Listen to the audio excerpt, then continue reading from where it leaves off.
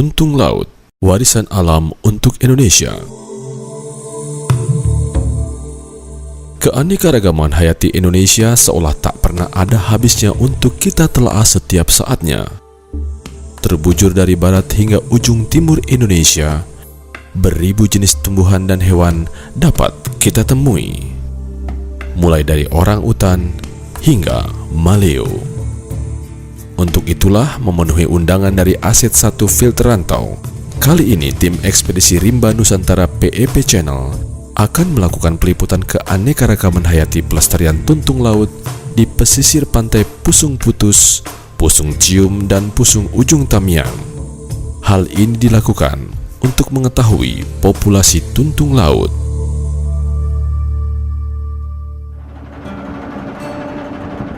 Menuju pantai Pusung Putus yang terletak di pantai barat Provinsi Nangro, Aceh Darussalam ini memakan waktu kurang lebih 6 jam perjalanan darat dari kota Medan dan 1 jam perjalanan menggunakan perahu nelayan bermesin tunggal via Kecamatan Seruai, Kabupaten Aceh Tamiang. Perjalanan menyusuri sungai yang masih asri akan tanaman bakau ini seolah memberikan oksigen bagi paru-paru kami yang sesak oleh udara kota. Kelihayan nahkoda bot nelayan ini memberikan rasa nyaman bagi kami yang tak terbiasa menggunakan bot. 1 jam berlalu, aroma pantai terhirup segar. Jam menunjukkan pukul 3 sore. Bot kami nampak mulai akan merapat ke pantai Pusung Putus, di mana teman-teman dari PT Pertamina EP Aset 1 Filter Rantau dan Yayasan 1 Cita Indonesia telah menanti kami. Namun, merapatkan bot ke tepian tidaklah mudah. Mengingat air belum pasang, bot petrol kami terlalu besar untuk mencapai tepian. Beberapa kali bot terkandaskan oleh lumpur dan pasir.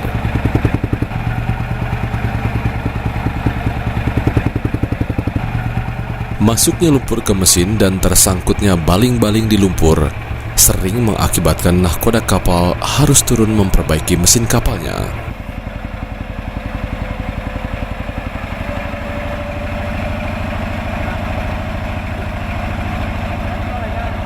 Berkat skill yang dimiliki nahkoda dan awak bot, akhirnya bot petrol kami mampu merapat ke tepian.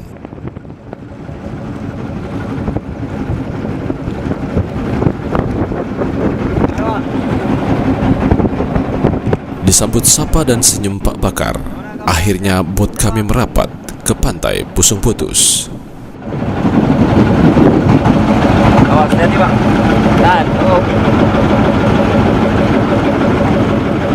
Nampak dari tepian, satu buah tenda dan rumah pantau sederhana telah dibangun untuk para penggiat lingkungan untuk kegiatan ini.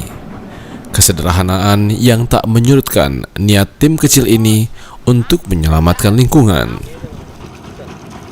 Bawa ke sini. Ambil barang-barang dulu.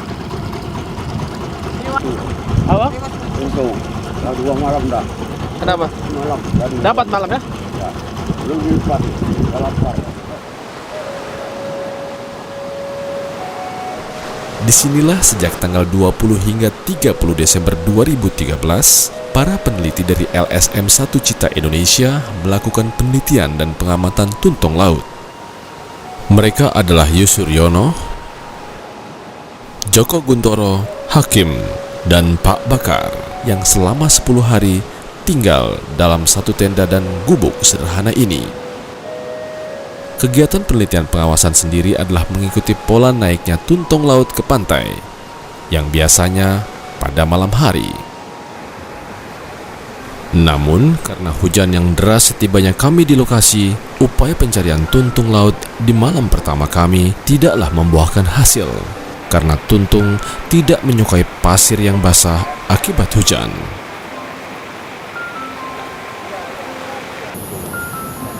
Setelah upaya untuk melakukan pencarian tidak berhasil, akhirnya malam ini pencarian tuntung laut dihentikan.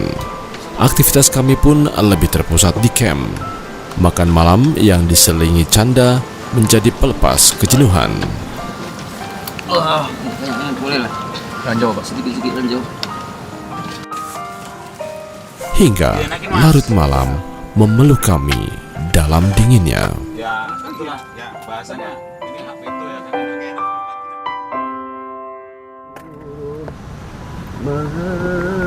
Keesokan harinya di hari kedua, asa mulai tumbuh dalam dada, manakala tak setetes hujan nampak di atas bumi ini. Senandung Pak Bakar seolah memberikan nuansa yang berbeda pagi ini. Aroma pantai dan debur ombak yang menggelegar dan keluarnya binatang-binatang tepi pantai yang indah tak terperikan menumbuhkan optimisme akan adanya tuntung laut yang dapat kami temukan malam ini. Tinggal di tempat sesederhana ini bukan hal yang mudah.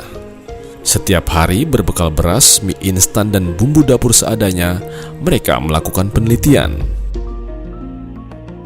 Setiap harinya tanpa ada yang mengomando, setiap anggota kelompok termasuk kami memasak.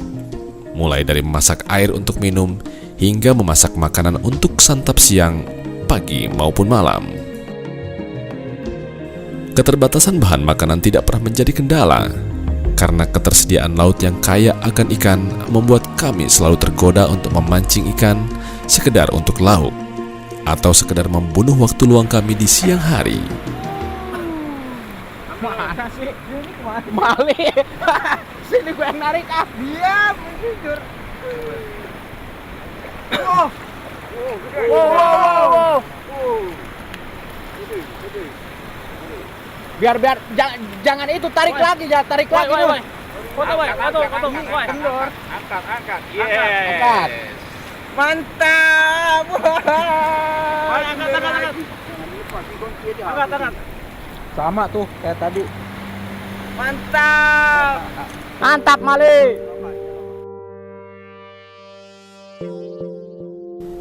Tuntung laut atau Batagora borneoensis atau dalam bahasa Inggris disebut dengan Penthiterapin adalah salah satu spesies dari 331 kura-kura air tawar dan darat yang ada di dunia saat ini.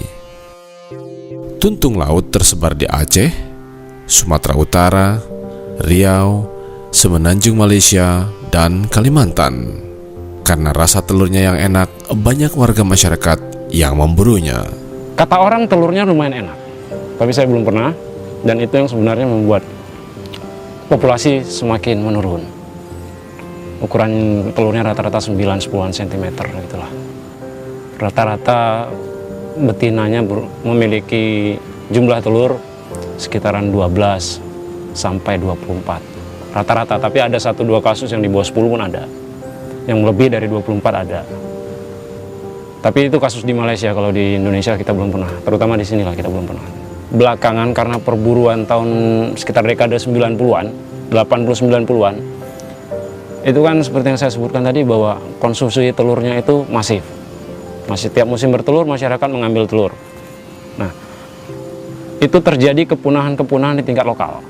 Seperti survei dari tahun 2010 sampai sekarang itu tidak pernah menemukan lagi evidence atau bukti bahwa di Riau dan Sumatera Utara selain Langkat, yang sebelumnya di situ banyak juga sebenarnya populasinya, tapi 3 tahun survei terakhir ini tidak pernah ada.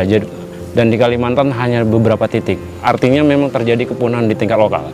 Nah, dan di Aceh, khususnya Aceh Tamiang, saya percaya, kalau berdasarkan survei-survei, bahwa menjadi benteng terakhir lah, semacam benteng terakhir untuk populasi spesies tuntung laut, atau kalau bahasa latinnya itu Batagora borneoensis. Di Kalimantan disebut bajuku, tapi untuk Melayu Sumatera mengikuti Malaysia sama, karena satu rumpun jadi disebut tuntung. Abu Bakar Abdul Latif. Sebagaimana juga disampaikan oleh Pak Bakar, yang dulu pernah menjadi pemburu tuntung di awal tahun 80-an hingga akhir 90-an. Dulunya tuntung di tahun 1985 saya terjun ke panti genting nih. Itu tuntung, kalau kami bertuntung semalam bisa mendapat kami puluhan butir buahnya. Sedangkan dia naik itu sarangnya banyak. Tetapi di tahun 1999 sudah kurang tuntung.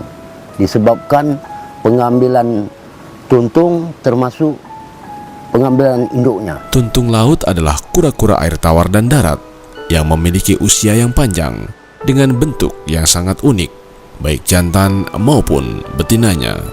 Spesies dari famili Chelonian memiliki usia yang relatif panjang sampai 80 tahunan,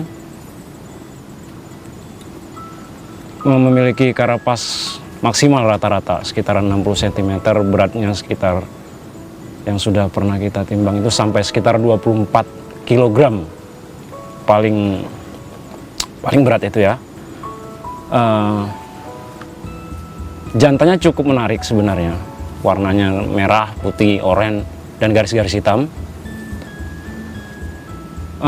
Sedangkan betinanya dia lebih coklat, walaupun dalam masa mudanya tidak ada perbedaan. Perbedaan itu dimulai ketika usia 8 tahun, jantan menunjukkan perubahan, memasuki usia kawin, kalau betina dia menjadi coklat, hitam-hitaman sedikit. Gitu. Salah satu keunikannya juga, mereka menetas di pantai, persis seperti penyu.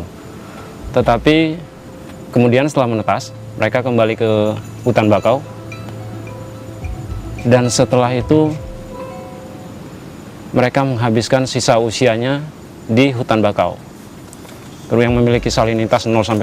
Jadi bisa kita bilang sebenarnya salinitasnya 0%, tingkat kemasinan air. Tuntung laut memiliki ketergantungan yang amat tinggi dengan hutan bakau, di mana sebagian besar hidupnya banyak dihabiskan di hutan bakau. Berkurangnya hutan bakau berakibat berkurangnya populasi spesies ini. Pada beberapa titik ya masih cukup baik, tapi di beberapa titik lain, terutama kalau kita lihat tidak cukup baik lah, karena sudah dirambah untuk perkebunan sawit, atau ada juga sebagian masyarakat yang menebang hutan bakau untuk pembuatan arang. Nah, ini kan mengganggu vegetasi pinggiran sungai. Sementara tuntung mengandalkan pakannya itu dari tumbuhan riparian, vegetasi pinggiran sungai. Jadi terutama pakan berembang, bakau jenis berembang, itu Soneraceae sp. Nah, kalau tumbuhan vegetasi ini hilang, bisa kita bayangkan bahwa mereka akan kehilangan sumber pakan utama mereka. Sementara di beberapa titik yang saya sebutkan tadi, mereka vegetasi pinggiran sungai itu hanya paling yang bagus itu 20 meter dari persis pinggir sungai. Sementara di dalamnya sudah sawit. Jadi yang kelihatan bagus hanya di pinggir sungai. Di Indonesia, spesies ini termasuk ke dalam prioritas utama menurut Peraturan Menteri Kehutanan Nomor 57 Tahun 2008 tentang Arahan Strategi Konservasi Spesies Nasional 2008 hingga 2018. Bahkan dalam pertemuan Conference of Parties atau COP-CITES pada Maret 2013 yang lalu, tuntung laut disepakati untuk dimasukkan ke dalam Appendix 2 CITES, Convention of International Trade of Endangered Species, dan kuota 0 untuk perdagangan hasil tangkapan alam. Dari jejak pertama, dapat nanti. Kala siang berganti malam, mulailah kami melakukan penyusuran pantai.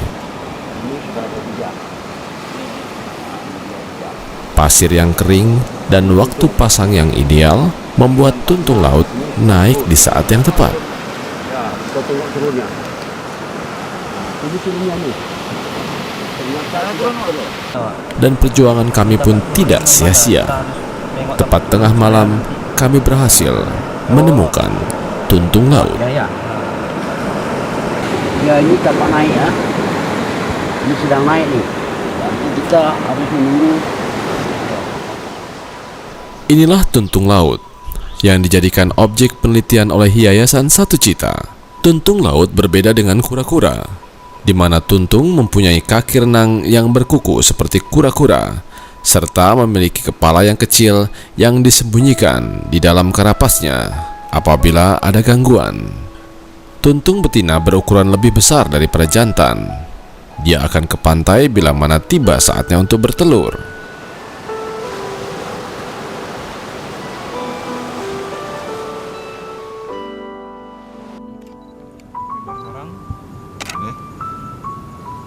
sarang 18. Dengan berhati-hati, Joko dan Yusriono serta Pak Bakar langsung melakukan tugasnya. Mulai dari mengukur lubang tempat bertelur, Panjang karapas 49 cm. ukuran fisik tuntung, 49 cm. Lebar karapas 46,5. Lebar 46,5 cm. Iya. Setelah itu, secara berhati-hati, Yusriono memindahkan telur yang ada dari dalam pasir untuk dibawa ke pusat penangkaran Satu Cita. Setelah telur-telur diangkat, sebagai bagian dari penelitian, para peneliti ini memasangkan tanda atau peneng pada karapas tuntung. Dengan penuh kehati-hatian, tuntung ini dipasangi penanda.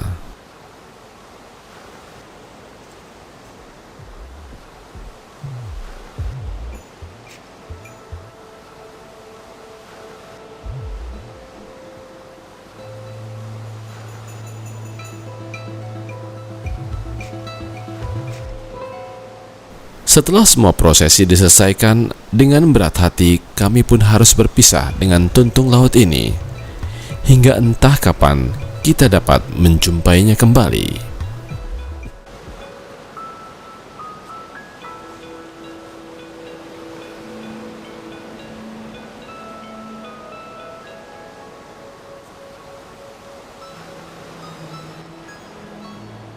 Telur yang sempurna ini dipindahkan dengan tujuan agar dapat ditetaskan di pusat penangkaran tuntung laut di Yayasan Satu Cita. Yayasan yang bekerja sama dengan PT Pertamina EP Field Rantau dalam upayanya melakukan penyelamatan tuntung laut. Upaya kita dalam melestarikan, kita melakukan patroli pantai, pengamanan telur. Kita ambil telur dari pantai, kita bawa ke pusat penetasan dan pembesaran. Dan setelah kita tetaskan, selama kurang lebih, kalau di alam yang hasil dari penelitian kita itu sekitar 70 hari mereka menetas. Tapi ketika kita bawa ke penangkaran, kita sudah juga melakukan penangkaran kemarin, dia penetasan kemarin di Desember 2012, itu selama 90 hari itu baru menetas. Setelah menetas, kita besarkan selama 6 bulan. Di usia 6 bulan baru kita lepaskan kembali. Hal senada disampaikan oleh Dedi Zikrian, staf CSR PT Pertamina EP Field Rantau, yang pada prinsipnya menyatakan bahwa kegiatan ini adalah bagian dari sumbangsih Pertamina EP terhadap lingkungan. Upaya PT Pertamina EP Field Rantau dalam pengelolaan tuntung laut ini, kami bekerja sama dengan Yayasan Satu Cita dalam melakukan konservasi tuntung laut ini, baik melalui patroli pantai di mana habitat tuntung laut itu berada, juga survei populasi, dan juga melakukan penangkaran ex situ, di mana telur-telur tuntung laut yang dapat kita selamatkan, kita tetaskan, dan untuk kemudian selanjutnya tukinya kita lepaskan ke habitatnya. Yang menjadi goal dari PT Pertamina EP Field Rantau bekerja sama dengan Yayasan Satu Cita dalam pelestarian tuntung laut ini adalah untuk menghindari terjadinya kepunahan spesies tuntung laut ini dan memperbanyak populasi yang makin lama makin berkurang saat ini, sehingga kelak anak cucu kita masih dapat melihat bagaimana sebenarnya jenis ataupun bentuk tuntung laut itu sendiri. Karena selama ini terbukti kita jumpai beberapa masyarakat mengatakan bahwa terutama kalangan remaja ataupun anak siswa sekolah, mereka tidak tahu bagaimana sebenarnya bentuk spesies tuntung laut ini. Ini merupakan bukti bahwa semakin berkurangnya spesies tuntung laut yang ada khususnya di Aceh Tamiang ini. Berkaca dari apa yang dilakukan oleh PT Pertamina EP Field Rantau dan Yayasan Satu Cita ini, kami menilai kepunahan hewan di Indonesia banyak hanya karena nafsu manusia. Karena sejatinya keberadaan hewan memiliki nilai penting bagi manusia, di mana keberdampingan dapat menjaga keseimbangan ekosistem agar kehidupan di muka bumi ini tetap berjalan dengan baik.